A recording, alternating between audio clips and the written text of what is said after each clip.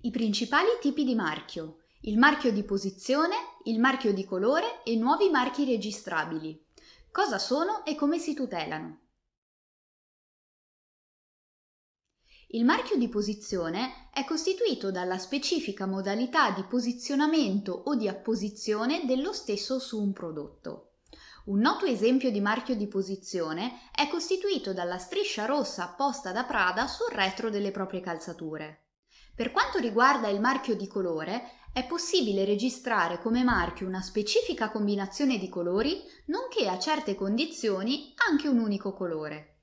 In particolare, poiché condizione per la registrazione è che il marchio possegga capacità distintiva, sarà possibile registrare come marchio un unico colore solo se effettivamente il consumatore medio è in grado di ricondurre quel colore a una determinata impresa. Un esempio di impresa che è riuscita a registrare un marchio di colore è Tiffany, il cui noto colore del packaging e dell'insegna viene comunemente associato al celebre brand di gioielli. La tutela dei marchi, sia a livello nazionale che a livello europeo, si sta aprendo a nuove frontiere ancora in parte inesplorate nella prassi.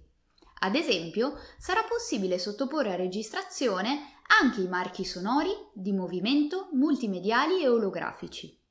Si tratta di tipologie di recente introduzione nella disciplina nazionale, che dovranno essere accompagnate dalla pubblicazione di apposite circolari esplicative di prossima emanazione che forniranno tutte le informazioni necessarie per un loro corretto deposito.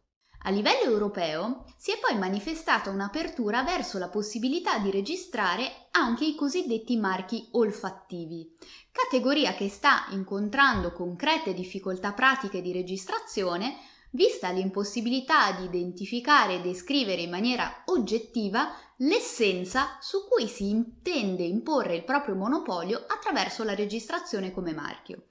Del resto, ciò che rientra nel margine della soggettività, come ad esempio l'identificazione dell'odore di erba fresca tagliata, che pure si è tentato di registrare come marchio olfattivo, non permette di garantire un rigoroso regime di pubblicità a tutela dei terzi, idoneo a stabilire con certezza il discrimine tra ciò che è oggetto della protezione del marchio e ciò che rimane di pubblico dominio.